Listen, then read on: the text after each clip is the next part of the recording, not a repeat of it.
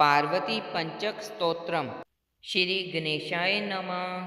धराधरेन्द्र नंदनी शशांक मौलि संगनी सुरेश शक्तिवर्धनी नितांत कांत कामनी निशाचरेन्द्र मर्दनी त्रिशूल शूलधारणी मनोव्यथा विदारणी शिवं तनोतु पार्वती। भुजङ्गतल्पश्यामनि महोग्रकान्तिभागनि प्रकाशपुञ्जदायिनि विचित्रचित्रकारिणि प्रचण्डशत्रुघर्षणि दयापर्वावर्षणि सदा सौभाग्यदायिनि शिवं तनोतु पार्वती। प्रकृष्ट सृष्टिकारिका प्रचंड नृत्य नर्तिका पिनाकपाणिधारिका गिरीश सिंह मालिका समस्त भक्त पालिका पीयूष पूर्ण वर्षिका कुभाग्य रेख मर्जिका शिवं तनोतु पार्वती। तपश्चरी कुमारिका जगत्परा प्रहेलिका विशुद्ध भाव साधिका सुधा सरित प्रवाहिका प्रत्यन्य पक्ष पोषिका सदादिभाव तोषिका शनिग्रादितर्जिका शिवं तनोतु पार्वती। शुभं करी शिवं करी विभाकरी निशाचरी नभश्चरी धराचरी समसृष्टि संचरी तमोहरी मनोहरी मृगांकमौलि सुंदरी सदाग्रता संचरी शिवं तनोतु पार्वती। पार्वती पंचकं नित्यं दीयते या कुमारिका दुष्कृतं निखिलं हत्वा वरं प्राप्नोति सुंदरम्। हे गौरी शंकर अर्धांगी यथा त्वं शंकर प्रिया तथा माम कुरु कल्याणी कांतं सुदुर्लभाम्। इति श्री पार्वती पंचक स्तोत्रम संपूर्णम्। पार्वती पंचक स्तोत्रम। श्री गणेशाय नमः। धराधरेन्द्र नंदनी शशांक मौलि संगनी सुरेश शक्तिवर्धनी नितांत कांत कामनी निशाचरेन्द्र मर्दनी त्रिशूल शूलधारणी मनोव्यथा विदारणी शिवं तनोतु पार्वती। भुजङ्गतल्पश्यामनि महोग्रकान्तिभागनि प्रकाशपुञ्जदायिनि विचित्रचित्रकारिणि प्रचण्डशत्रुघर्षणि दयापर्वावर्षणि सदा सौभाग्यदायिनि शिवं तनोतु पार्वती। प्रकृष्ट सृष्टिकारिका प्रचंड नृत्य नर्तिका पिनाकपाणिधारिका गिरीश सिंह मालिका समस्त भक्त पालिका पीयूष पूर्ण वर्षिका कुभाग्य रेख मर्जिका शिवं तनोतु पार्वती। तपश्चरी कुमारिका जगत्परा प्रहेलिका विशुद्ध भाव साधिका सुधा सरित प्रवाहिका प्रत्यन्य पक्ष पोषिका सदादिभाव तोषिका शनिग्रादितर्जिका शिवं तनोतु पार्वती। शुभं करी शिवं करी विभाकरी निशाचरी नभश्चरी धराचरी समसृष्टि संचरी तमोहरी मनोहरी मृगांकमौलि सुंदरी सदाग्रता संचरी शिवं तनोतु पार्वती। पार्वती पंचकं नित्यं दीयते या कुमारिका दुष्कृतं निखिलं हत्वा वरं प्राप्नोति सुन्दरम्। हे गौरी शङ्कर अर्धाङ्गी, यथा त्वं शङ्करप्रिया, तथा मां कुरु कल्याणी, कान्तकान्तं सुदुर्लभाम्। इति श्री पार्वती पंचक स्तोत्रम संपूर्णम्। पार्वती पंचक स्तोत्रम। श्री गणेशाय नमः। धराधरेन्द्र नंदनी, शशांक मौलि संगनी, सुरेश शक्तिवर्धनी, नितांत कांत कामनी, निशाचरेन्द्रमर्दनी, त्रिशूल शूलधारिणी, मनोव्यथा विदारिणी, शिवं तनोतु पार्वती। भुजङ्गतल्पश्यामनि, महोग्रकान्तिभागनि, प्रकाशपुञ्जदायिनि, विचित्रचित्रकारिणि, प्रचण्डशत्रुघर्षणि, दयाप्रवाहवर्षणि, सदा सौभाग्यदायिनि, शिवं तनोतु पार्वती। प्रकृष्टसृष्टिकारिका, प्रचण्डनृत्यनर्तिका, पिनाकपाणिधारिका, गिरीशशृङ्गमालिका, समस्तभक्तपालिका, पीयूषपूर्णवर्षिका, कुभाग्यरेखमर्जिका, शिवं तनोतु पार्वती।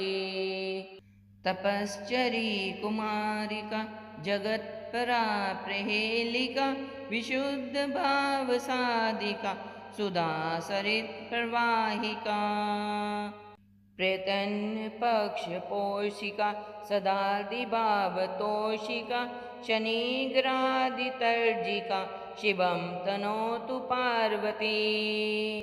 शुभं करी शिवं करी, विभाकरी निशाचरी, नभश्चरी धराचरी, समसृष्टिसञ्चरी, तमोहरी मनोहरी, मृगाङ्कमौलि सुन्दरी, सदाग्रता सञ्चरी, शिवं तनोतु पार्वती।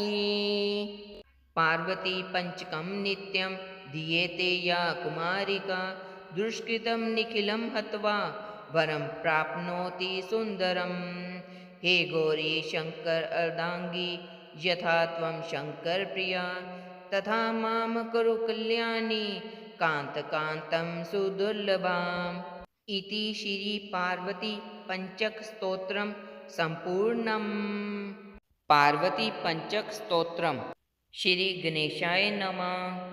धराधरेन्द्र नंदनी, शशांक मौलि संगनी, सुरेश शक्तिवर्धनी, नितांत कांत कामनी, निशाचरेन्द्रमर्दनी, त्रिशूल शूलधारिणी, मनोव्यथा विदारिणी, शिवं तनोतु पार्वती।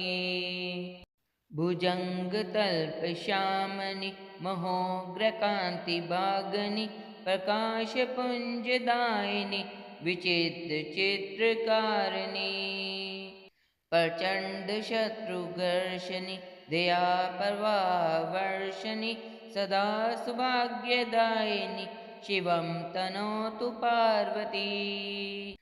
प्रकृष्टसृष्टिकारिका, प्रचण्डनृत्यनर्तिका, पिनाकपाणिधारिका, गिरीशशृङ्गमालिका, समस्तभक्तपालिका, पीयूषपूर्णवर्षिका, कुभाग्यरेखमर्जिका, शिवं तनोतु पार्वती।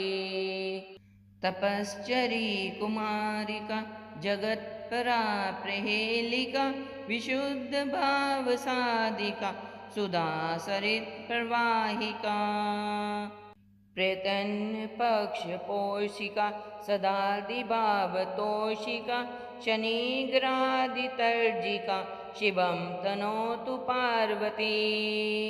शुभं करी शिवं करी, विभाकरी निशाचरी, नभश्चरी धराचरी, समसृष्टिसञ्चरी, तमोहरि मनोहरि मृगाङ्कमौलि सुन्दरि सदाग्रता सञ्चरि शिवं तनोतु पार्वती। पार्वती पञ्चकं नित्यं दीयते या कुमारिका दुष्कृतं निखिलं हत्वा वरं प्राप्नोति सुन्दरम्। हे गौरी शङ्कर अर्धाङ्गी यथा त्वं शङ्करप्रिया तथा मां कुरु कल्याणी कान्तकान्तं सुदुर्लभाम्। इति श्री पार्वती पंचक स्तोत्रम संपूर्णम्। पार्वती पंचक स्तोत्रम। श्री गणेशाय नमः। धराधरेन्द्र नंदिनी शशांकमौलि संगनि सुरेश शक्तिवर्धनि नितांत कांत कामनी निशाचरेन्द्रमर्दनि त्रिशूल शूलधारनि मनोव्यथा विदारनि शिवं तनोतु पार्वती। भुजङ्गतल्पश्यामनि महोग्रकान्तिभागनि प्रकाशपुञ्जदायिनि विचित्रचित्रकारिणि प्रचण्डशत्रुघर्षणि दयापर्वावर्षणि सदा सौभाग्यदायिनि शिवं तनोतु पार्वती।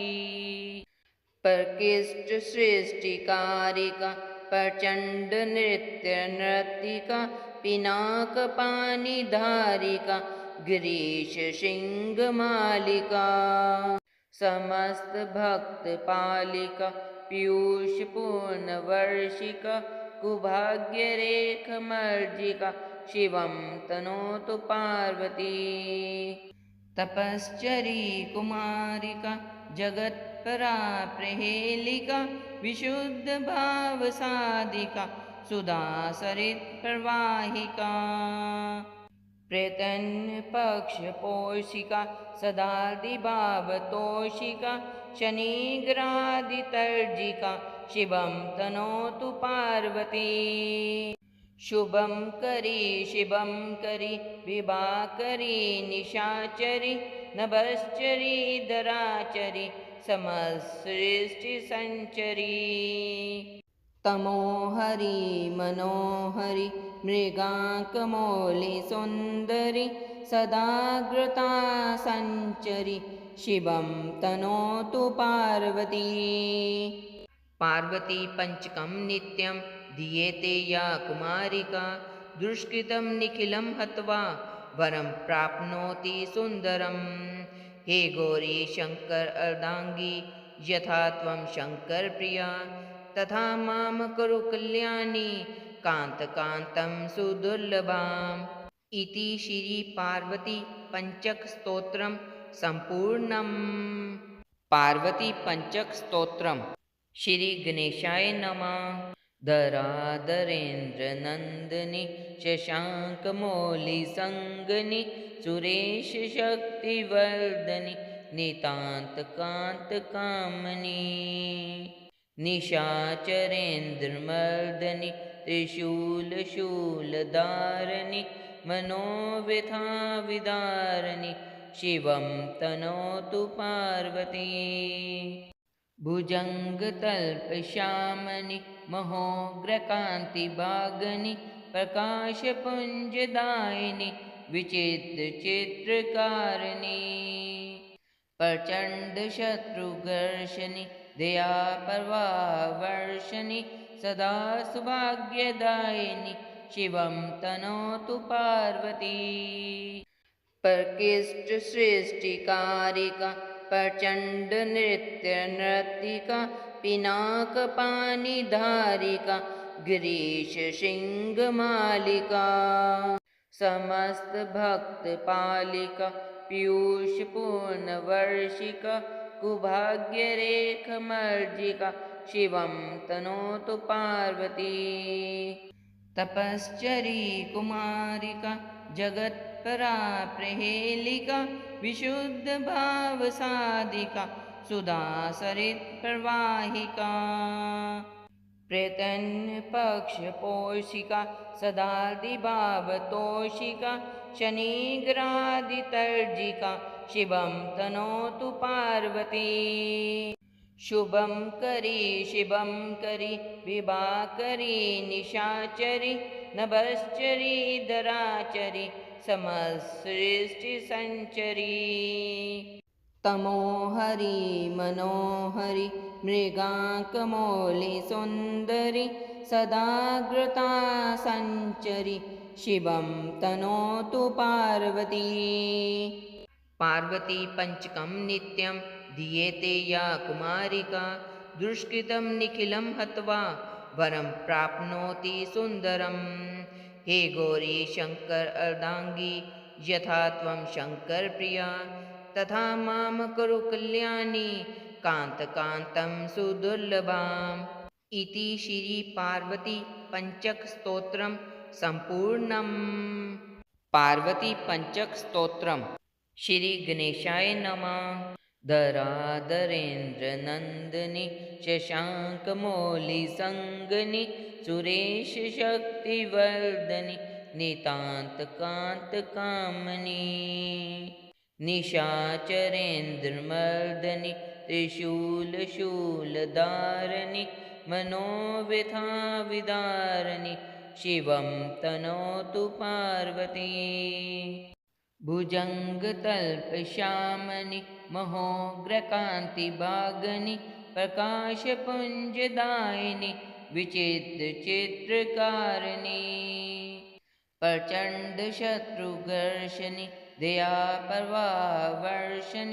सदा सौभाग्यदायिनि शिवं तनोतु पार्वती प्रकृष्टसृष्टिकारिका प्रचण्डनृत्यनर्तिका पिनाकपाणिधारिका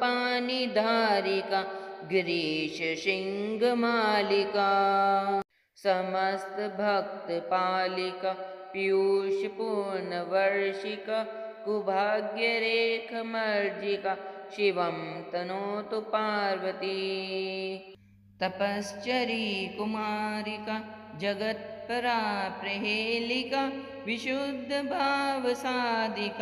सुधा सरित्प्रवाहिका प्रेतन्पक्षपोषिका सदादिभावतोषिका शनिग्रादितर्जिका शिवं तनोतु पार्वती शुभं करी शिवं करी विभाकरी निशाचरी नभश्चरी धराचरी समसृष्टिसञ्चरी तमोहरि मनोहरि मृगाङ्कमौलिसुन्दरि सदाग्रता सञ्चरि शिवं तनोतु पार्वती पार्वती पंचकं नित्यं दीयते या कुमारिका दुष्कृतं निखिलं हत्वा वरं प्राप्नोति सुन्दरम् हे गौरी शङ्कर अर्धाङ्गी यथा त्वं शङ्करप्रिया तथा मां कुरु कल्याणी कान्तकान्तं सुदुर्लभाम् इति श्री पार्वती पंचक स्तोत्रम संपूर्णम्।